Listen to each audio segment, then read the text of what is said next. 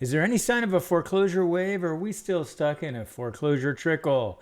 It's time for the National Foreclosure Report. Hey there, Christian Walsh, real estate agent with Wire Associates. We've been helping buyers and sellers make the best data-driven decisions in this crazy market. Today we have special guest Rick Sharga with CJ Patrick Company. So one of the rumors that was supposed to devastate the housing market in 2023 was the next coming of a foreclosure crisis, and it never happened. And he has been reporting on foreclosures since the global financial crisis. He was working with Carrington while they were liquidating the New Century subprime portfolio. He's worked with Attom Data, RealtyTrac, and more, and is a great resource for information on exactly where we are in the foreclosure market. We're also joined by Dennis Walsh. When you have more equity, people are going to find a way, they're going to fight harder to avoid losing that property. Educator, real estate guru, speaker, former home builder, and a whole lot more, and also my dad. So if you're ready to dive into the United States foreclosure numbers, hit that like button and let's get started. We are starting to see a little bit of fallout in the consumer when it comes to delinquencies. Interestingly, not in mortgages. We'll get into mortgage delinquencies in a second. But we are starting to see delinquencies on consumer loans, on credit card debt, on auto loans. There was a lot of subprime lending going on in the automotive industry over the last few years. And those delinquency rates are actually now probably the highest levels they've been in at least the last 10 to 12 years. So trending in the wrong direction. Most of them are early stage delinquencies. So people missing a payment, maybe missing two payments, and then kind of catching up. But the fact that they're all trending in the same direction is a little troubling if you're looking at the overall market and the financial health of the consumer. This, by the way, is all happening before student loan payments started to become due again. And Rick, question for you. In this chart, is this all adjustable rate financing? The auto loans and consumer loans, do those tend to be fixed or are those adjustable? They tend to be fixed. It's not because interest rates have gone up with the Federal Reserve raising the price of borrowing for lenders. We're seeing that in credit cards, certainly, but the consumer loans, auto loans tend to be fixed price. Most of the economists I've talked to, by the way, don't think the return of student loan payments is going to have a huge impact on the mortgage industry because the percentage of homeowners with student loans is relatively small. And they tend to be more financially stable households. So if anything, we might see a little bit of fall off in the rental market. But if we go to the next slide, you can see the comparison here to what we're seeing in mortgage delinquencies. So there's a very strong correlation between unemployment rates and mortgage delinquency rates. And this data from Black Knight, who's now a part of ICE, is showing that mortgage delinquency rates are near the lowest they've been since they've been tracking 3.17% delinquencies. Normally, that number is somewhere between 4 and 5%. So the credit worthiness of borrowers, the strength of the economy, the ability of mortgage servicers to work with distressed borrowers, all of those things have combined to really keep mortgage delinquencies lower than what they typically are historically. And the ratio of overall delinquencies to serious delinquencies is also different than what we're used to seeing. We're seeing an uptick in 30-day delinquencies and 60-day delinquencies, but after that, they're getting resolved. And so we're not seeing a lot of more seriously delinquent loans in the market today. And then Rick, if I can, we started this out where you mentioned a foreclosure wave, a foreclosure tsunami. You first need to have mortgage delinquencies. Yes. In order to get to the point where you would have a foreclosure wave. So obvious point that often gets forgotten. You need to see it here first. You're absolutely right. The best way to predict how many foreclosures you're going to have is to look at how many delinquent loans you have. That's it. And again, the best way to guess how many delinquent loans you're going to have is to look at unemployment numbers. So we're dealing with a very strong economic period and very low delinquency rates. And not surprisingly, we are looking at very low foreclosure activity. So overall, foreclosure activity is running at about 60% of where it was in 2019.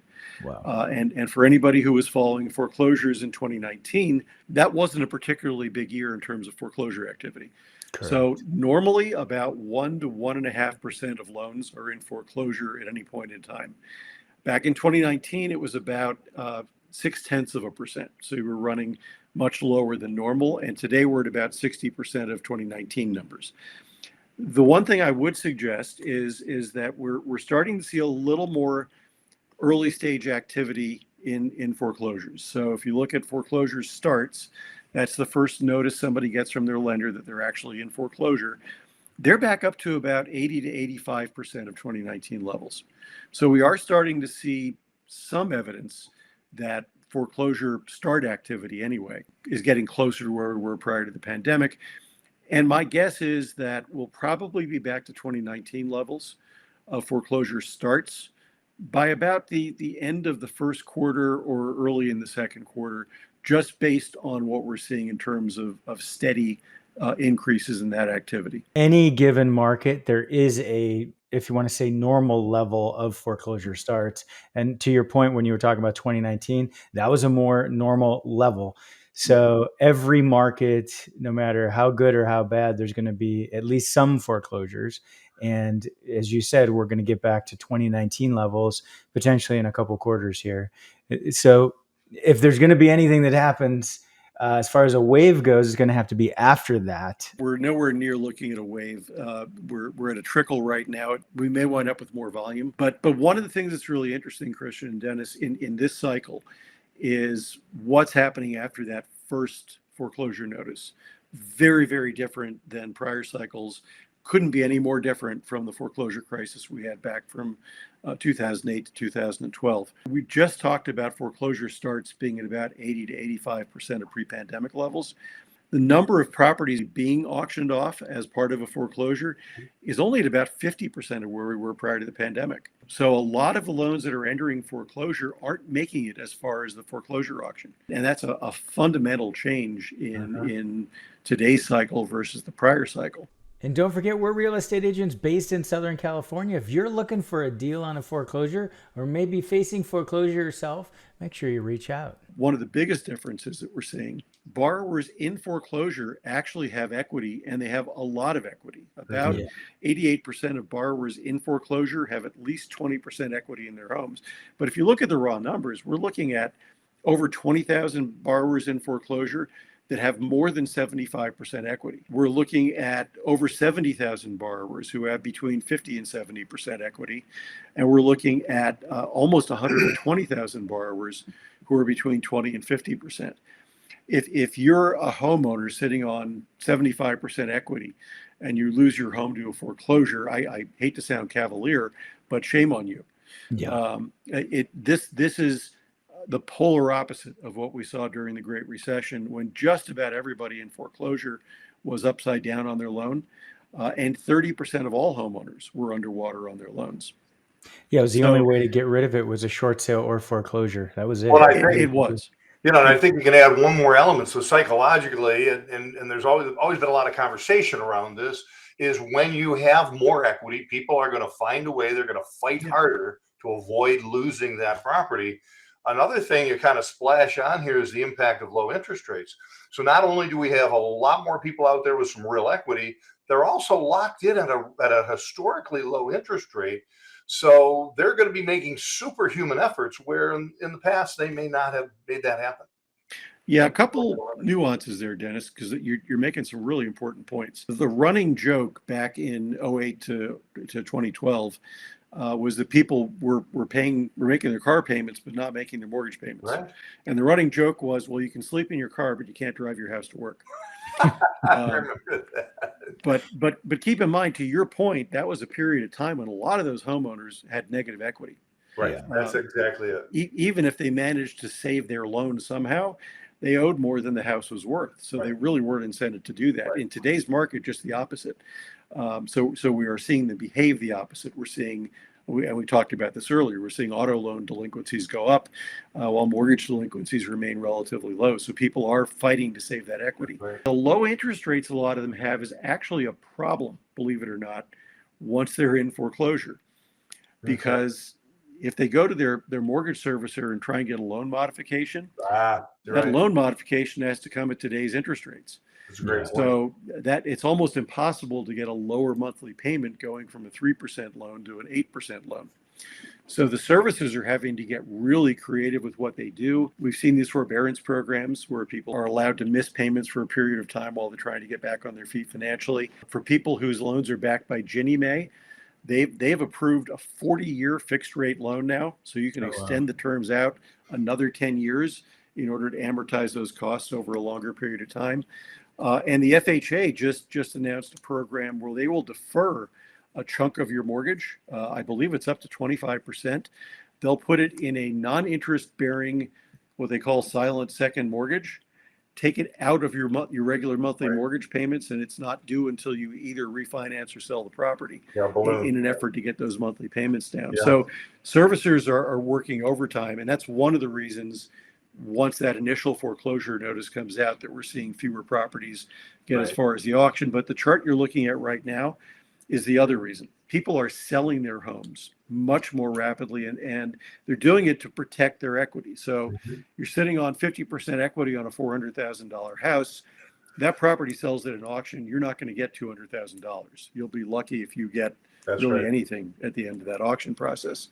So sell the house, collect the $200,000 and go off and find a fresh start somewhere, or at least have some of that equity to live off for the time being. And this is some data from my friends at auction.com and my good buddy over there, Darren Bloomquist, who's their VP of market economics. And if you look at distressed property sales, and Dennis, this is the market you and I first met in, distressed property sales, and you look at that being categorized as properties in that initial phase of foreclosure, pre-foreclosure. You look at properties sold at auction, and you look at properties that are sold as REOs, as bank repossessions. 64% of those distressed sales today are pre-foreclosure sales. Wow.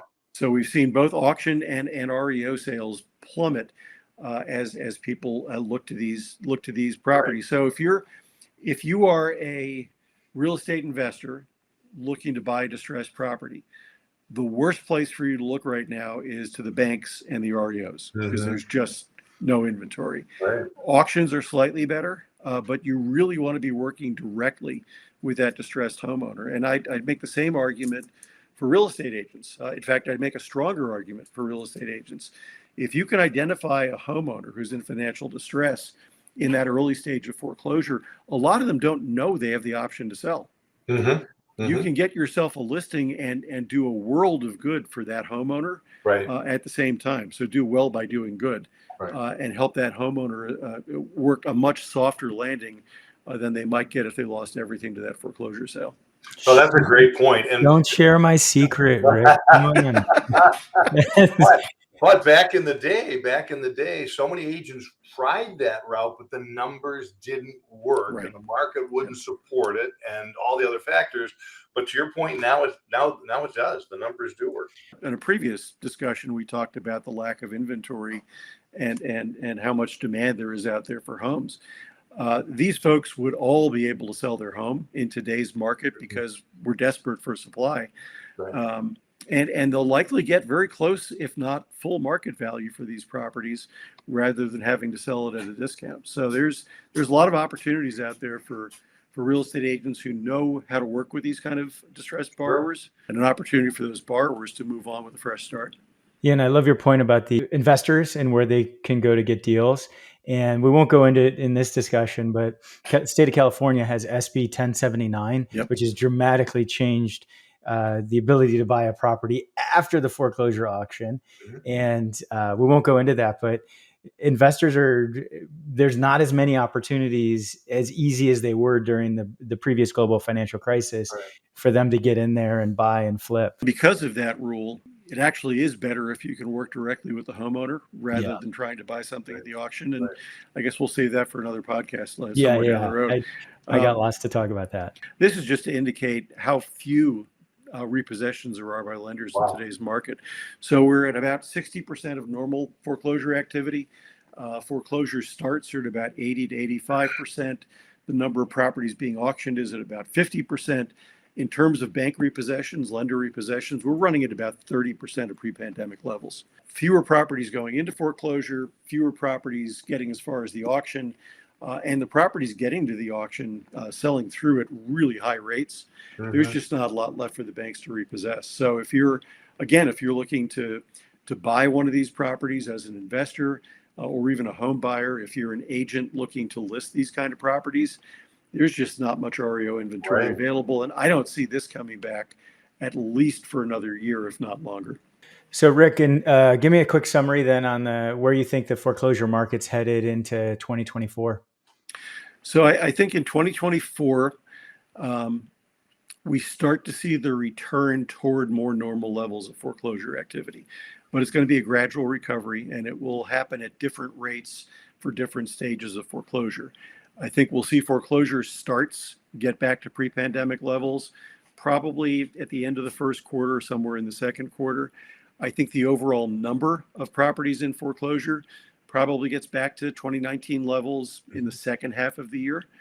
And then we probably wind up not seeing repossessions, bank repossessions, get back to normal levels until probably sometime deep into 2025.